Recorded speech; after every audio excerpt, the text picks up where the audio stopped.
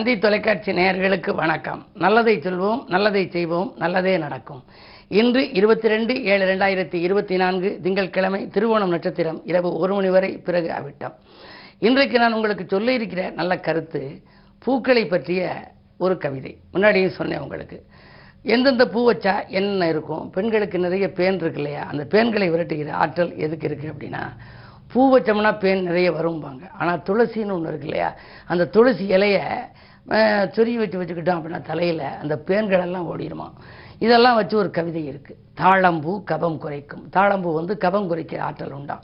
தாழம்பூ கபம் குறைக்கும் துளசி பூவோ தலை சுற்றும் பேன் விரட்டும் அரிப்பை போக்கும். சில பூக்கள் சில நேரம் மட்டும் சூடின் சிறப்பான பலன் கிட்டும். சிலவற்றை நாம் முழு நேரம் சூடுவதால் பலன் உண்டாகும். முக்கியமாய் மனமில்லா மலர் தவிப்பீர். மனமில்லாத மலரை நம்ம சூடிக்கவே கூடாதான்.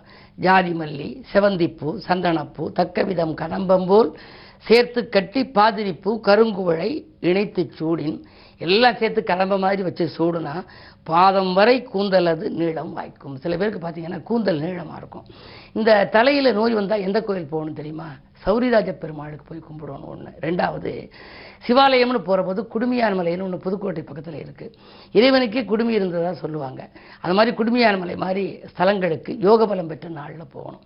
போய் அங்கே வழிபட்டு தலைநோய் போக அதற்கு பின்னால் நீங்கள் மருத்துவங்கள் பார்த்தீங்கன்னா உங்களுக்கு அதனால் பலன் உங்களுக்கு கிடைக்கும். பொதுவாகவே விருச்சிக ராசி என்னைக்கு வருதோ, அதாவது விசாகம் 4ஆம் பாதம், அனுஷம் கேட்டை, இந்த 3 நட்சத்திரம், அதுக்கடுத்து மகரம் கும்பம் இருக்கு இல்லையா, இந்த 2 ராசியில் உள்ள நட்சத்திரங்கள் திருவோணம், அவிட்டம், சதயம், அதே மாதிரி உத்திராடம் 2, 3, 4 பாதம், இது எல்லாம் வர்ற போது தலை சம்பந்தப்பட்ட நோய் குணமாகிறதுக்கான வைத்தியம் பார்க்குறவங்க இந்த நட்சத்திரத்து நாளில் போய் முதல் வைத்தியம் பார்க்க தொடங்கினாங்கன்னா முழுமையாக குணமாகக்கூடிய ஆற்றல் உண்டாம். இவையெல்லாம் பழைய ஜோதிட சாஸ்திரத்திலே கண்டு எழுதியிருக்கிறார்கள். பொதுவாகவே நாம் பூக்கள் மூலமாக தலை நோய் தீர வழிவகை கிடைக்கும் என்பதை இந்த பூ வைத்தியம் நமக்கு கற்றுக் கொடுத்திருக்கிறது என்று தெரிவித்து இனி ராசி பலன்களை இப்பொழுது உங்களுக்கு வழங்கப் போகின்றேன். மேசராசி நேயர்களே, உங்களுக்கெல்லாம் உறவினர்களை அனுசரித்து செல்ல வேண்டிய நாள். உற்சாகம் உள்ளத்திலே குடிகொண்டாலும் கூட சில சமயங்களில் எதிர்பாராத சிக்கல்களும் சிரமங்களும் வரலாம். 12 ராகு. பயணங்களால் அலைச்சல் ஏற்படுமே தவிர ஆதாயம் கிடைக்காது. அதே நேரத்தில் மதியத்திற்கு மேல் கொஞ்சம் மனக்குழப்பம் கூடலாம், கவனம் தேவை. ரிஷபராசி நேயர்களே, உங்களுக்கு குரு மங்கள யோகம் இருக்கிறது. சனி வக்ர இயக்கத்தில் 10ல் இருக்கிறார். தொழில் மாற்ற சிந்தனைகள் மேலோங்கும். உத்தியோகத்தில் கூட எவ்வளவு நாள் இங்கு இருப்பது, வேறு நல்ல இடத்திற்கு செல்லலாமா, புதிய இடத்திலிருந்து அழைப்பு வருமா என்றெல்லாம் சிந்திப்பீர்கள். அயல்நாட்டு முயற்சியில் கூட ஆதாயம் கிடைக்கின்ற நாளாக இந்த நாள் உங்களுக்கு அமைகின்றது.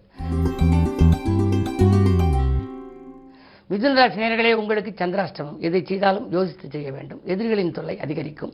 இலாகா மாற்றங்கள், இடமாற்றங்கள் ஒரு சிலருக்கு வரலாம். நினைத்தது ஒன்று நடந்தது ஒன்றுமாக இருக்கும். இந்த நாள் உங்களுக்கு நன்மை தர வேண்டுமானால் குலதெய்வ வழிபாட்டை மேற்கொள்வது நல்லது.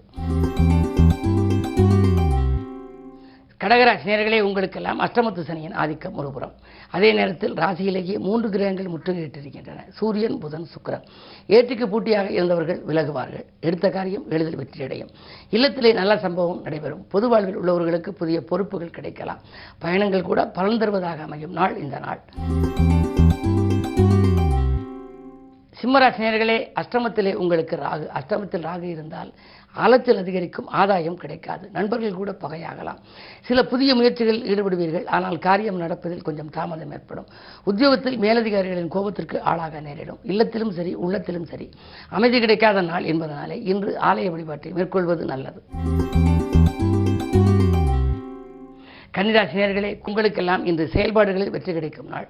அது மட்டுமல்ல, குரு பார்வை இருக்கிறது. குழப்பங்கள் தீரும். புதிய வரன்கள் உங்களை தேடி வரலாம். பழைய வரன்கள் வந்து விட்டு போனதே, எப்பொழுதுதான் கல்யாண காரியங்கள் நடைபெறும், இல்லத்திலே மங்கள ஓசை எப்பொழுதுதான் கேட்கும் என்றெல்லாம் சிந்தித்தவர்களுக்கு இன்று நல்ல தகவல் வரப்போகின்றது. உத்தியோகத்தில் மறுக்கப்பட்ட சலுகைகள் மீண்டும் கிடைக்கலாம். இன்று நல்ல நாள்.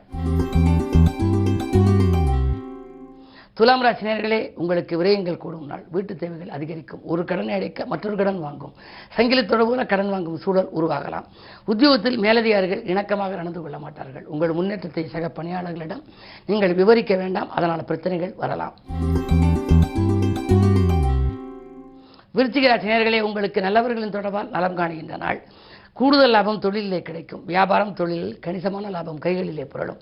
உத்தியோகத்தை பொறுத்தவரை அதிகார பதவியில் உள்ளவர்களின் ஆதரவும் கிடைக்கும். மேலிடத்து நிர்பந்தத்தின் காரணமாக உங்களுக்கு சில மாற்றங்கள் நல்ல மாற்றங்களாகவே வரலாம். என்ன இருந்தாலும் நாளில் சனி வக்ர இயக்கத்தில் இருப்பதால் உற்சாகத்தோடு செயல்படுவீர்கள். உடல்நலம் சீராகி ஆரோக்கியத்தை சீராக்கி கொடுக்கும்.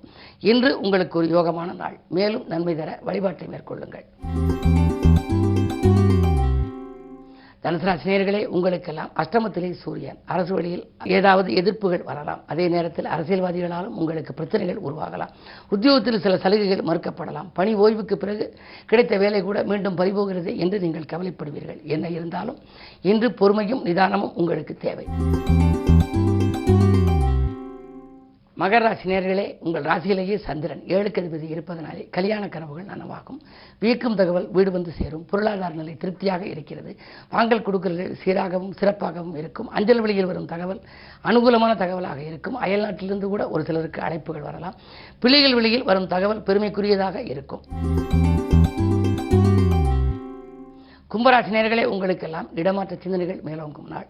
இந்த இடத்தில் இருப்போமா அல்லது வேறு இடத்திற்கு செல்லலாமா, வீடு மாற்றம் செய்யலாமா அல்லது சொந்த வீடு கட்டிக்கொண்டு செல்லலாமா என்றெல்லாம் சிந்திப்பீர்கள்.